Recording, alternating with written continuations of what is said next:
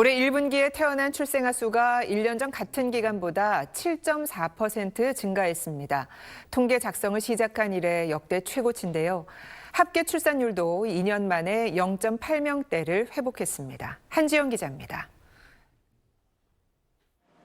지난 3월 전국에서 태어난 아이는 모두 2만 1,041명으로 1년 전보다 6.8% 증가했습니다. 지난해 7월부터 전년 동월 대비 출생아 수 증가 추세가 9개월째 이어지고 있는 겁니다. 특히 올해 1월부터 3월까지 1분기 출생아 수는 모두 6만 5,022명으로 1년 전보다 7.4% 증가했습니다. 이는 통계 작성이 시작된 이래 1분기 기준으로 역대 최고 증가율입니다. 여성 1명이 가임 기간 출산할 것으로 예상되는 평균 출생아 수인 합계 출산율도 지난 1분기 0.82명으로 지난 2023년 이후 2년 만에 다시 0.8명대로 올라섰습니다. 통계청은 출산에 대한 인식이 긍정적으로 변하고 있는 것과 함께 코로나 엔데믹 이후 이어지고 있는 혼인 건수 증가가 출생아 수 증가에 영향을 미친 것으로 보고 있다고 밝혔습니다. 월별 혼인 건수는 지난해 4월 이후 11개월 연속 상승세가 이어지고 있습니다. 통계청은 결혼 후 출산까지 2년 정도 걸리는 점을 감안하면 출생아 수 반등세는 앞으로도 당분간 이어질 것으로 보인다고 설명했습니다. 다만 지난 1분기도 사망자 수가 출생아 수보다 많아 인구는 35,874명 자연 감소했습니다. SBS 한지연입니다. 네, 이번엔 반가운 소식입니다. 지난해 혼인 건수가 28년 만에 가장 큰 폭으로 늘었다고요? 예, 지난해 22만 쌍이 넘는 남녀가 부부가 됐습니다.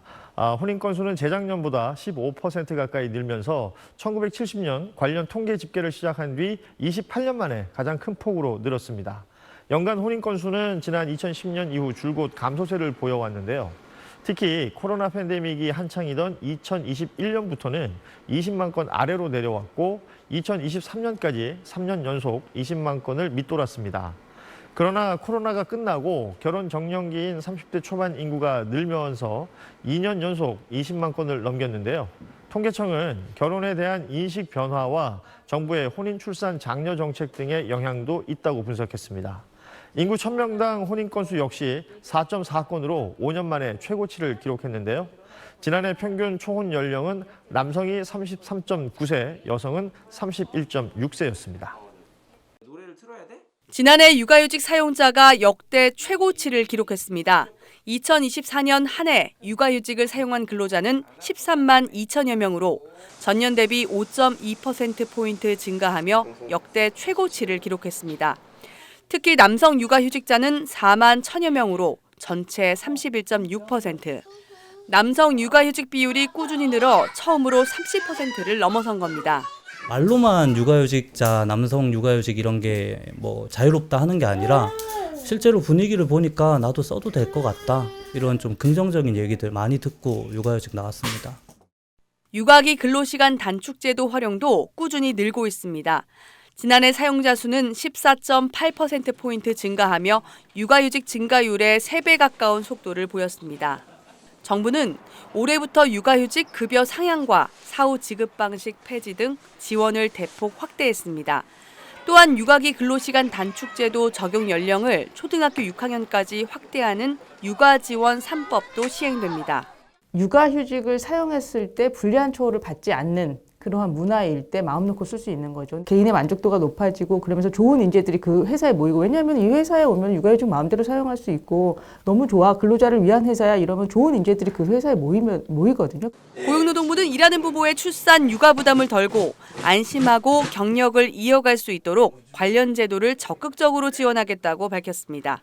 SBS 최희선입니다.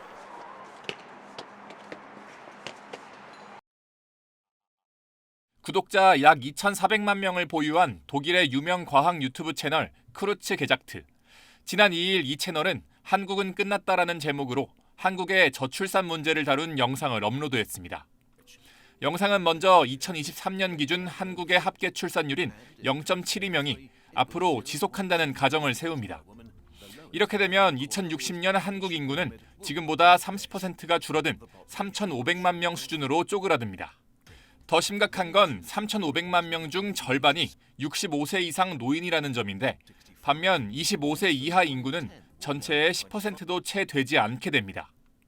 이렇게 되면 연금 시스템은 붕괴할 가능성이 크고 노동인구의 감소로 노동력이 부족해진 경제는 침체기에 들어설 것이라고 채널은 경고하고 있습니다. 경제뿐 아니라 K-팝과 불닭볶음면 등 전 세계적 인기를 끄는 한류 문화와 한복, 도자기 등 한국의 전통 문화까지도 이어받을 이가 없어 소멸할 것으로 전망했습니다. 국방력 약화도 언급됐는데 2060년에도 현재와 같은 병력을 유지하려면 전체 인구의 15%가 군복무를 해야 할 수 있다고도 전했습니다. 이러한 초저출산의 원인으로는 긴 노동시간과 치열한 경쟁 문화, 높은 생활비 등을 짚었습니다. 특히 한국의 남성 육아 참여율이 가장 낮은 점을 꼬집었습니다. South Korean men do just about the least share of housework and childcare within their families. 영상은 이 추세가 지속한다면 현재 인구를 100명으로 봤을 때 4세대 뒤 5명이 남을 거라며 상황의 심각성을 인지하고 사회 전반적 구조를 바꿔야 한다고 경고합니다.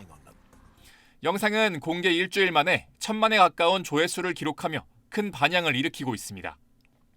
국내외 네티즌들은 영상의 날카로운 분석에 공감하고 한국 사회의 미래에 대해 깊은 우려를 나타내면서도 오히려 이런 사실을 널리 알려 한국의 대응을 촉구하게 하는 것이 고맙다는 반응 등을 남기고 있습니다. SBS 배성재입니다.